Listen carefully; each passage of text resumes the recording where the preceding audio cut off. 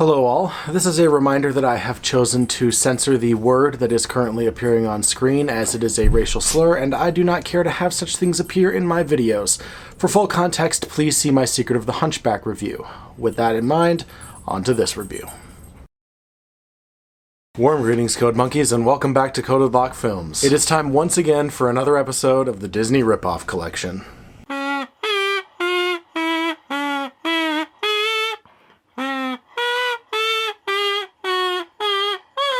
You know, usually when I do one of these little units, it all kind of leads up to the Disney Direct DVD review, but in this case, it has all been leading up to this. And yet, as I sit here right now, I am at a loss. I was at a loss when I first saw this movie. I was at a loss when I first started taking notes on it. I was at a loss when I sat down to script it, and I am at a loss now as I sit here filming. This movie is so bad that it defies even the most basic conventions of review and criticism. I genuinely don't know how to approach this thing. Both my comedic riffing style and the video essay format seem to be somehow inadequate. I have no idea how to make this thing work, but I am gonna try. So let us toll the bells one last time as we take a look at Golden Films' The Hunchback of Notre Dame. Code Monkey, get up, get coffee. Code Monkey, go to job. Code Monkey, have boring meeting with boring manager Rob. Rob say Code Monkey very diligent, but his output stink. His code not functional or elegant. What do Code Monkey think? Code Monkey think maybe manager wanna write goddamn login page himself. Code Monkey not say it out loud. Code Monkey not crazy, just proud. Code Monkey like Fritos. Code Monkey like Tab and Mountain Dew. Code Monkey very simple man with big warm fuzzy secret heart. Code Monkey like you. Code Monkey like you.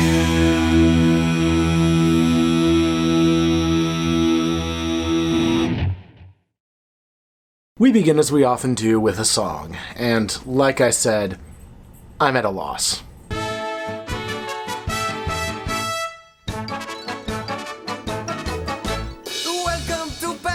To Paris in spring. The people prepare us to laugh and to sing. A city so pretty with excellent sights. Ooh la la, it's a city of lights. Here's the thing.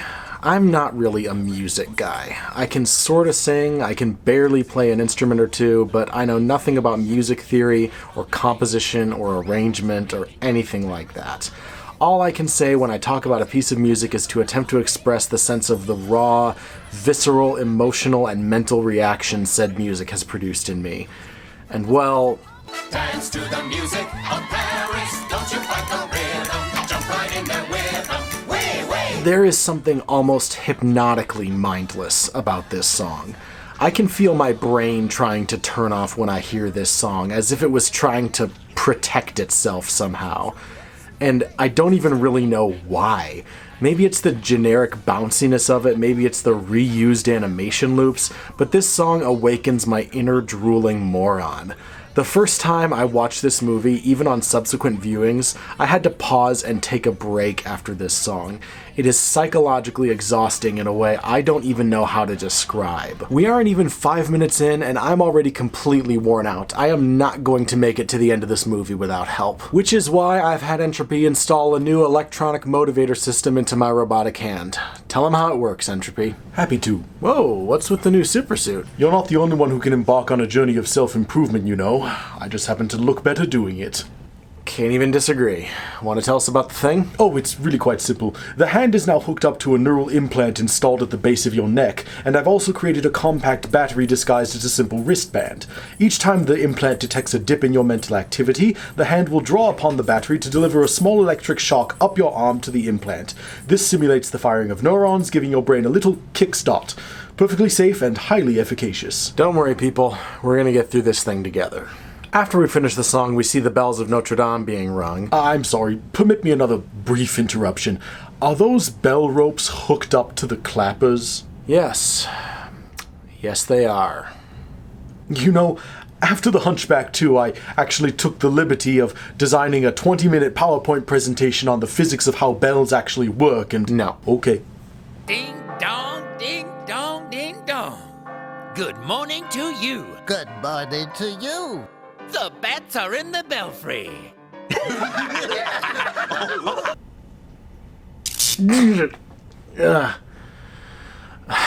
Okay. Why did the bats laugh? There was no joke there. Cool it, you dingbat. I hear something. That also was not a joke. Am I going crazy? Pierre! Where is Pierre? Oh, hi, French Gaston. Wait. He's not dancing in my streets illegal? It is. Did I not outlaw all singing after dark? Wow. Uh-oh. Well, you did. Have I not prohibited all forms of recreation and pleasure? That you have, monsieur. Okay. Why? Just to be a dick? Is that all you've got? And don't tell me it's just because he's evil. Even the most archetypically evil villain in the world still needs a motive, okay? Like Maleficent, self-identifies as the mistress of all evil, rotten to the core as the descendants would say, still didn't do what she did for no reason. She did it because she was refused an invitation to Aurora's christening. Or the Evil Queen, yes, literally known only as the Evil Queen, didn't go after Snow White just because, she did so because Snow White was fairer than her. Fuck me, even Good Time Entertainment understands this shit. Their Frollo wanted the church's money. It may be basic, but at least it's something. But what of magic, sir? Is it forbidden as well? Magic? I am not keen of mind, but that woman's instruments, they seem to live. That is definitely against the law. The best we ever get is that supposedly if the citizens are allowed recreation, they won't be working and thus won't be paying taxes. But like, you know that recreation generates revenue too, right, my dude? Like, if your citizens are supposedly always working, what are they going to spend money on that will allow you to collect taxes? I guess there's income tax, but haven't you heard of sales tax as well?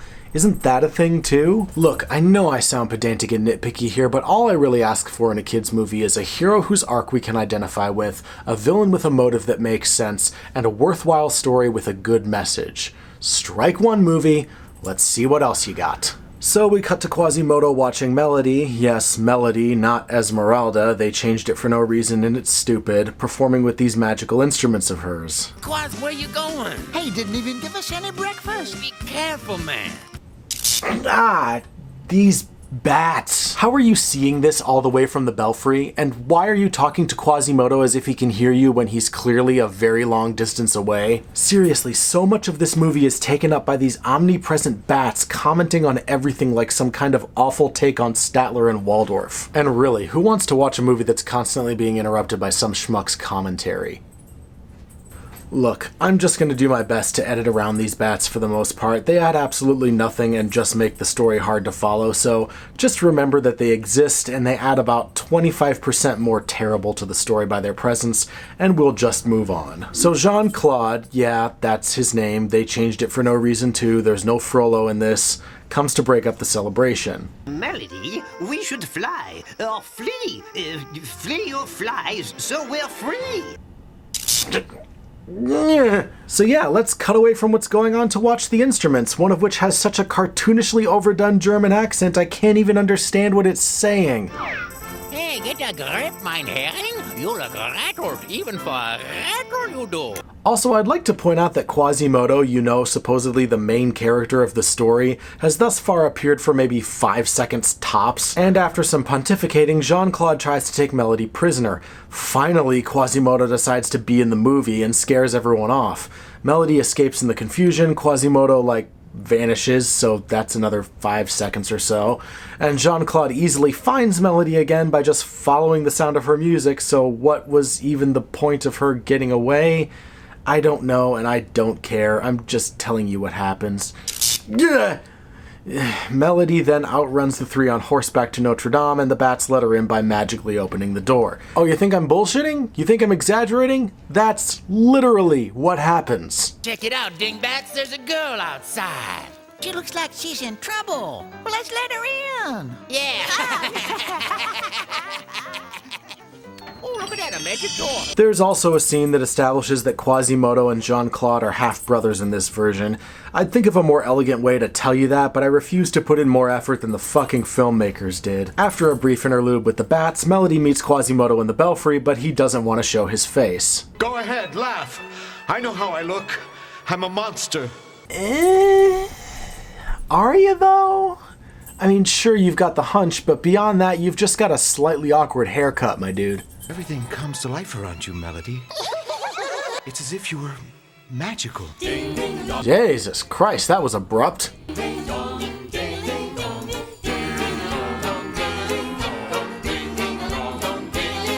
I noticed something interesting, and that something's a big surprise. I hear this kind of ringing every time I look in your eyes. You know, at first I didn't actually hate this one.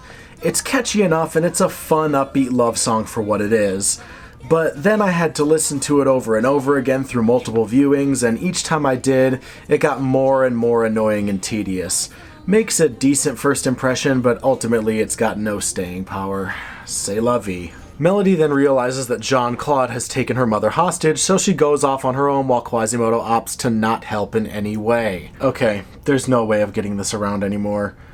This movie has no main character. The only discernible character arc belongs to Quasimodo, but he's barely in the movie at all. And like 80% of the screen time is dedicated to Melody and her instruments, none of whom progress at all as characters. Strike two, movie. Also, I want it noted that Melody speaks donkey. I feel that's something that should not escape being pointed out. So Melody attempts to rescue her mom, but it turns out that the obvious trap is an obvious trap, and Jean-Claude captures her, proclaiming that When the bells of Notre Dame strike dawn, it's execution time! Fortunately, Melody's bells escape and inform the instruments, who have also somehow escaped along with Melody's mom, of Jean-Claude's plan. So what's their plan for stopping the execution? That settles it. The morning bells won't ring. Oh, but the bells always ring on time. Quasimodo is never late, never. Not if we find Quasimodo and tell him not to ring them until Melody is back with us. Oh my god, that was so stupid, I think I've gone cross-eyed. This is actually the fucking plan? Just not ringing the bells, as if that'll somehow prevent Jean-Claude from carrying out the execution anyway? Don't touch that rope! Let's go! Stop!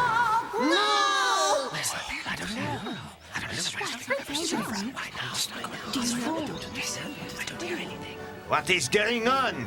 Why won't the bells ring? Somebody wake up that hunchback immediately! Oh my god, it somehow prevented Jean-Claude from carrying out the execution anyway. Seriously, I wish I was kidding. That's all it takes to completely foil the plan. Quasimodo then swoops in on a rope like he's goddamn Spider-Man and absconds with Melody, but he momentarily hides his face because he's still ashamed to be seen in public. Are you all right? Oh, you look so handsome. You have beautiful eyes. What? I never knew until now what it was to stand tall and look people in the eye. What? Ah, he's no longer a hunchback. Stop the movie. This is unconscionable. To end a movie about a disabled character by magically removing that character's disability through the power of love, I am more offended by this than I think I have ever been offended by a movie experience. When you present the curing of disability as a central element of a happy ending, what does that say about how disabled people are perceived? I'll tell you what it says. It says that the filmmakers believe that to be disabled is to be lesser somehow. It says that the only way to be the real version of yourself is to be cured, and until you're cured, you are defined only by your disability. Well, maybe some people don't want to be defined only by their disability. Or here's an even crazier thought. Maybe some people are just fine with being disabled, and it may even be an important part of their identity, and they might rather see that represented than this bullshit. So yeah, you wanted to see bad? The Hunchback of Notre Dame 2 isn't bad. The Secret of the Hunchback isn't bad. This This is what bad looks like. It looks like erasure of one of the most well-known examples of a disabled character in all of popular culture. Quasimodo is so much more important than this. For all the dithering about how Disney's adaptation isn't enough like the book, it at least understands that Quasimodo's disabilities do not make him any less worthwhile as a person, and knows that his true path to happiness isn't some magical cure, but the real kind of happiness that comes through the hard work of self-love and self-acceptance. His disability is a part of his identity, and if you believe that should be taken away from him, or that he would somehow need to be normal to be loved and accepted, well, congratulations on thinking like the villain. This is an ugly, irredeemably bad message to send not just to kids, but to anyone. Strike 3. This movie is the worst thing I have ever covered on this channel, equaled only in badness by the Pocahontas ripoff I did a while back. Even the less than worthless rating seems somehow inadequate to describe my contempt for this thing. I am left with nothing more to say than fuck this movie and fuck the people who wrote it. The end. Hopefully the bloopers will help to lighten the mood a little bit. And until next time, Code Monkeys, I will see you later. Okie dokie, here we go-kie. You know Entropy's glasses are in your pocket. Thank you for noticing that. You're welcome. I need to put those over there. That's what I'm here for. That's all. It's the one thing. Where you make sure that everything's the same between each take. Supervisor? Continuity supervisor? I am the continuity supervisor. Yes. I am the Lorax. I speak for the trees. Make sure your continuity is correct, or else I break your knees. This is a reminder that I have chosen to censor the word appearing on screen right now as I... Always with the chasing the tail in the background. Oh, Finn has the zooms. Disney Ripoff collection.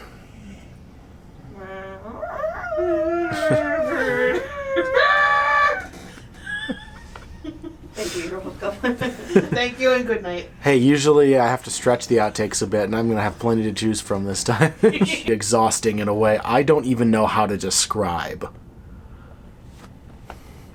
It's the opening song. Yeah, no, I'm very... Fair assessment? Yeah, very fair. Yeah. Very fair. I had to pause it several times. I couldn't. Yeah. I'm Entropy. I have a big dick and I talk weird. Big dick energy. Just big dick energy. Does Entropy have big dick energy? Sometimes, yeah.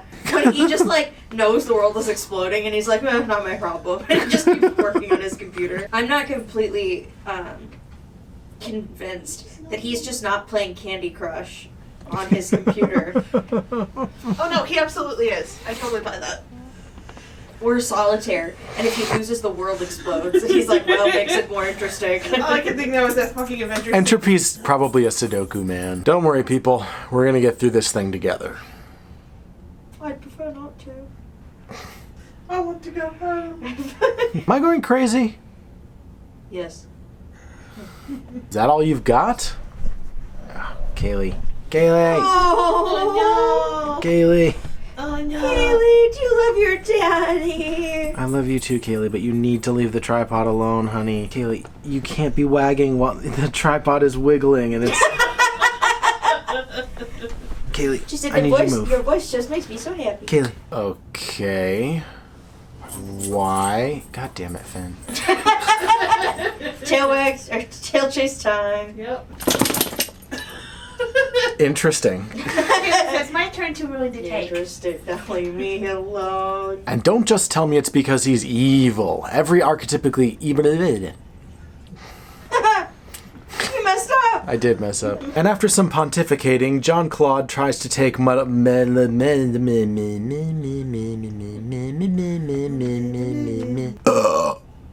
pardon. Very nice. No, please. I have a wife and kids. Sir, this is a Wendy's. He doesn't care. But he momentarily hides his face because he's still a same. I'm sorry, Exactly. did I mess up? I couldn't tell. I mean, it's not that far off. What? What? What? What?